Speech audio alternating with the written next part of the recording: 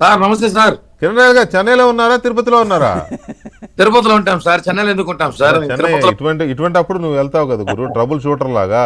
ఏంటి పరిస్థితి చెన్నైలో రాజకీయం, విజయ్ పరిస్థితి? రోజాని కొట్టించట్టు మమ్మల్ని కొట్టించే కార్యక్రమం తర్వాత మాట్లాడదాంలే కానీ కాదు. ఇప్పుడు పవన్ కళ్యాణ్ గారికి ఫ్రెండే కదా, ఏదో రకంగా మెల్లగా అతన్ని ఎన్డీఏ గూట్లో లాగొచ్చు కదా. అతనికి అవసరం పాపం ఇప్పుడు ఎవరో ఒకరు చెయ్యి అందించాలి కదా.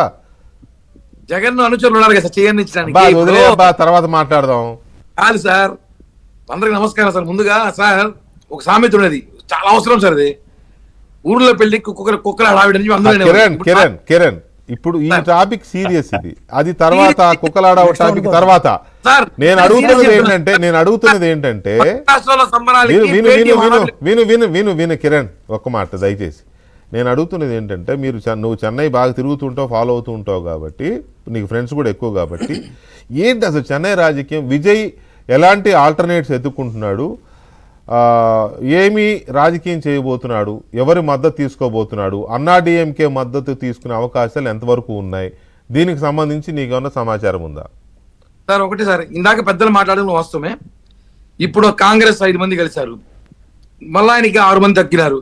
ఒకవేళ నిజంగానే మళ్ళీ 6 మంది సిపిఎం రారు, ఒకవేళ 6 మంది అన్నాడీఎంకే నుంచి ఎమ్మెల్యేలు విజయ్తో అతి క్లోజ్ గా ఉన్న వాళ్ళు వచ్చినా కూడా విజయ్ కుర్జీకి 2 పక్కలు దారాలు కట్టేస్తారు. దారాలు కట్టి అక్కడ కూడా లాగుతాడు. ప్రమాణ స్వీకారం పనికొస్తుంది తప్ప పరిపాలనకి ఎప్పటికైనా ఇబ్బంది కాదు. ఎలక్షన్లో 6 నెలలు ఉన్నాయనగానే కాపురం కూల్చారు, 6 నెలలు తిరగకుండా ప్రభుత్వాన్ని కూల్చేస్తారు వీళ్ళు, అతన్ని ఫుల్ సపోర్ట్ లేకపోతే. ప్రమాణ స్వీకారమైన గంటకే మొదలవుతుంది రాజకీయం. అవును కరెక్ట్. ఎందుకంటే సార్ తమిళనాడు వాతావరణం మాకు బాగా తెలుసు. మాకు ఇక్కడ నుంచి కరెక్ట్ 40 కిలోమీటర్లు, 40 కిలోమీటర్లు తమిళనాడు ఇక్కడ నుంచి 35 కిలోమీటర్లు అంతే సార్. ఇక్కడ పరిస్థితి ఏమంటే ఇక్కడ రాజకీయం డిఫరెంట్. చెన్నై తమిళనాడు రాజకీయం వేరు, మన తిరుపతి ఆంధ్ర రాజకీయం వేరు.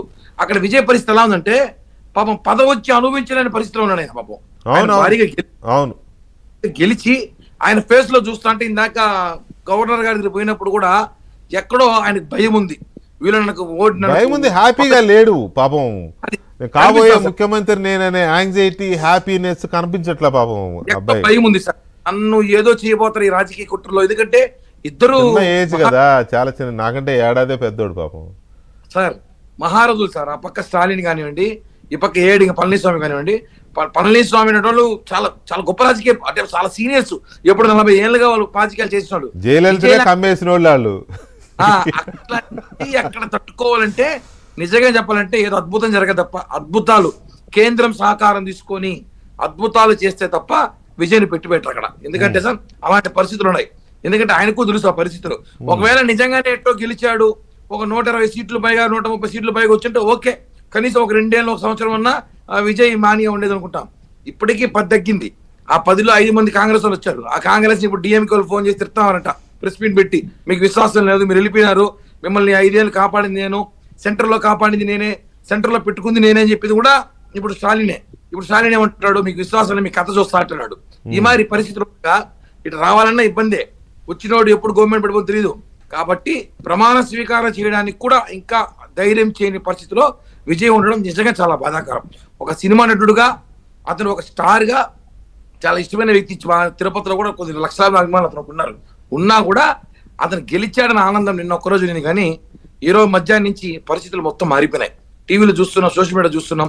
రేపటి ప్రమాణ స్వీకారం ఉందా లేదా అని క్వశ్చన్ మార్క్ పెట్టడం ద్వారా ఆలోచిస్తున్నారు. లేదు, రేపు ప్రమాణ స్వీకారం లేనట్టే, ఇప్పటి వరకు ఉన్న సిచ్యువేషన్ ప్రకారం రేపు లేనట్టే సార్. అంటే రేపు లేదు, ఫస్ట్ ఫెయిల్యూర్ సార్. పాపం దారుణం కదా. పాపం అతను ఫస్ట్ పెట్టుకున్న ముహూర్తమే కుదరలేదు అని అంటే కొంత బాధ అనిపిస్తుంది. రాజకీయాలు భయంకరంగా ఉంటాయి నిజంగా.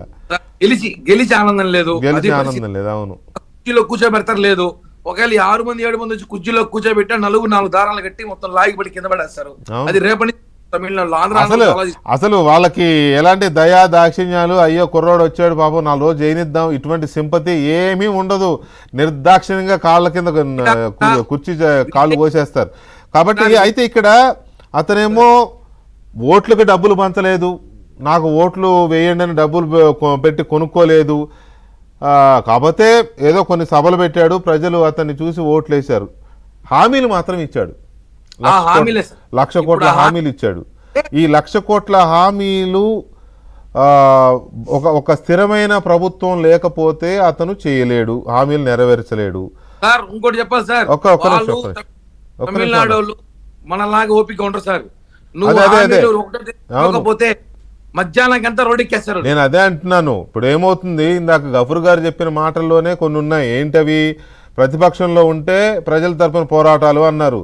రేపొద్దున అతను ఎక్కిన తగ్గించి డిఎంకే కానీ కమ్యూనిస్టులు కానీ ఇతర పార్టీలు కానీ ఏమైంది నువ్వు హామీలు ఇచ్చావు కదా అని మొదలు పెడతారు. ఇక తట్టుకోలేడు అతను, ఊపిరి సలపని ఉక్కిరి బిక్కిరి అయిపోతాడు. కాబట్టి ఒకటి, అతను హామీలు నెరవేర్చాలంటే స్థిరమైన ప్రభుత్వం ఉండాలి.